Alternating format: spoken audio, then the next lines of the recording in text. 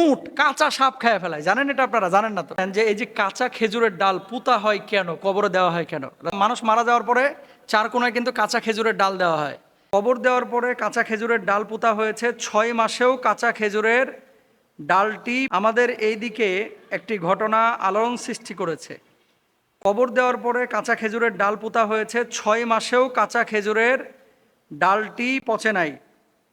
আপনাকে আমি ভিডিও লিঙ্কটি দিলাম, দেখবেন এবং ব্যাখ্যা করবেন যে 6 মাসেও কাঁচা খেজুরের ডাল যদি না পচে তাহলে এটা কিসের আলামত বা চিহ্ন বহন করে?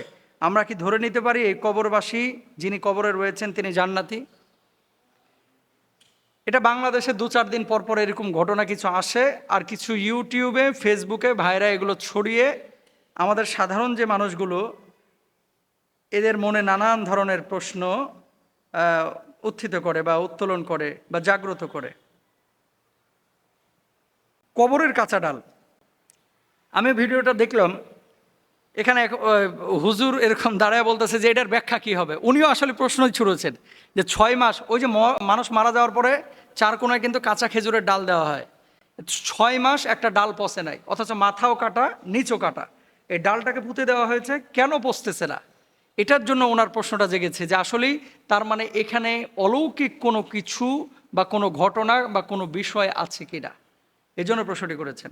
আচ্ছা, তার আগে জেনে নেন যে এই যে কাঁচা খেজুরের ডাল পুঁতা হয় কেন, কবরে দেওয়া হয় কেন? রাসূল আকরাম সাল্লাল্লাহু আলাইহি সাল্লাম রাস্তা দিয়ে একদিন হেঁটে যাচ্ছিলেন, এমন মুহূর্তে দুইটা কবরের পাশে যখন নবীজি দাঁড়াইলেন, দেখতে পেলেন কবরে আযাব হচ্ছে। নবীজি তো বুঝতেন সব কিছুই। কবরে আযাব যখন শুনতে পেলেন, নবীজি কাঁচা খেজুরের ডাল ওই কবরের মধ্যে গেড়ে দিলেন। তো সাহাবীরা জিজ্ঞেস করলেন, ইয়া রাসূলুল্লাহ, কাঁচা খেজুরের ডাল কেন গেড়ে দিলেন? যতদিন এই খেজুরের ডাল কাঁচা থাকবে ততদিন তাদের কবরে আযাব হবে না। সুবহানাল্লাহ। এই কারণে কাঁচা খেজুরের ডাল দেওয়া হয়। এখন কথা হচ্ছে, দেখেন, একটা হচ্ছে নবীজি করেছে খাস সেই সময়ে, কিন্তু নবীজি আদেশ করেন নাই যে এখন থেকে যে কেউ মারা গেলে তোমরা এই কাঁচা খেজুরের ডাল কবরে দেবা, এটা কিন্তু নবীজি আদেশ করেন নাই। 2 নম্বর বিষয় আরেকটা শেখার জন্য আপনাদেরকে বলি, সাহাবীদের পেট খারাপ হলো, ওই যে তুরবাতুশ শিফা মদিনা একটা জায়গা আছে যেখানে আমি গিয়েছি, সাহাবীরা পেট খারাপ হয়ে গেছিল, নবীজিকে বললেন, ইয়া রাসূলুল্লাহ, পেটে পীড়া দিচ্ছে, পেট খারাপ হয়ে গেছে, কি করব? এই জায়গার মাটি তুলে খাও। তো নবীজি হয়তো ভাবে মাটিতে ফুৎকার দিয়েছিলেন, মাটি তুলে সাহাবীরা একটু করে ভক্ষণ করলেন, পেটটা ভালো হয়ে গেল। দেখেন, ওটা ছিল ওই সময়ের জন্য খাস। আরেক সময় আল্লাহ রাসূল সাল্লাল্লাহু আলাইহি ওয়াসাল্লাম উটের পেশাবের ব্যাপারে একবার বলেছিলেন সাহাবীদেরকে যে তোমরা ব্যবহার করতে পারো, তো তারপরে সাহাবীরা সুস্থতা লাভ করেছিলেন। এর মানে এই না যে নবীজি সাল্লাল্লাহু আলাইহি ওয়াসাল্লাম এটা আমাদের জন্য আদেশ সুযোগভাবে এটা বলে দিয়েছেন। তার মানে কি এটা সেই সময়ের জন্য খাস ছিল। তো কাঁচা খেজুরের ডাল মরে যাওয়ার পরে, দাফনের পরে আমরা যে গাড়ি, এটা মূলত রাসূল নিজে করেছেন বিধায় আমরা করতেছি, কিন্তু স্পেসিফিক আমাদের সবাইকে আদেশ করেন নাই। এখন আসেন, 6 মাস যে কাঁচা খেজুরের ডালটা পচলো না, এটার কোনো ব্যাখ্যা আছে কিনা? গাছের একটা বৈশিষ্ট্য আছে, অনেক গাছ আছে দেখবেন ডাল কাটে নিয়ে এসে এটা যদি গেড়ে দেন, অনেক সময় এখান থেকে শেকড় বাইর হয়, বের হওয়ার পরে বা আর্দ্র কোনো পরিবেশ যদি পায়, এই শেকড় বাইর হওয়ার পরে ওই ডাল থেকে আবার গাছ তৈরি হয়। গ্যান্ডারি কি গাছ রোপণ করে না ডাল রোপণ করে? গ্যান্ডারির বডি কাইটা তারপরে রোপণ করে, ওখান থেকে কিন্তু গ্যান্ডারির গাছ বাইর হয়। এখন খেজুরের ডাল, যারা এই খেজুরের গাছ নিয়ে গবেষণা করেছে, বিশেষ করে কৃষিবিদ, তারা একটা মতামত পেশ করেছেন, আমি এটা পড়াশোনা করে বাইর করলাম। তারা কি বলছে দেখেন, খেজুরের গাছ অনেক হার্ডি হয়, এরা সাধারণত মরু অঞ্চলের উদ্ভিদ, তাই এদের নিজেদের বাঁচিয়ে রাখার জন্য অনেক রকম সহজাত বৈশিষ্ট্য গড়ে তুলেছে। মরুভূমির উট, মরুভূমির ছাগল, আমি নিজে দেখেছি সৌদি আরবে, কান বড় যে ছাগলগুলো আছে, আমাদের দেশে কাঁঠালের পাতা ছাড়া খাইতে চায় না, খোল ভুসি ছাড়া খাইতে চায় না, সৌদি আরবে পাথরও খেয়ে ফেলায় পাথর খেয়ে ফেলায় ছাগলে।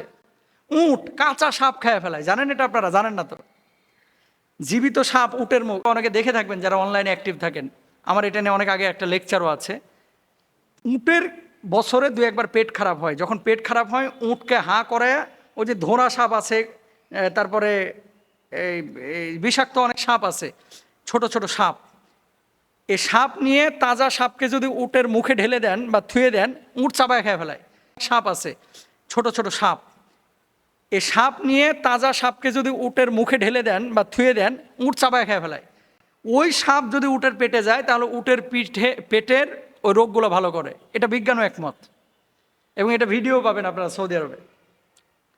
তো মরুভূমির মধ্যে যে সমস্ত প্রাণী অথবা উদ্ভিদ থাকে এরা থাকে শক্তিশালী। তো খেজুর গাছ যেহেতু মরুভূমির প্রাণী, এই খেজুর গাছ অনেক শক্তিশালী প্রাণী।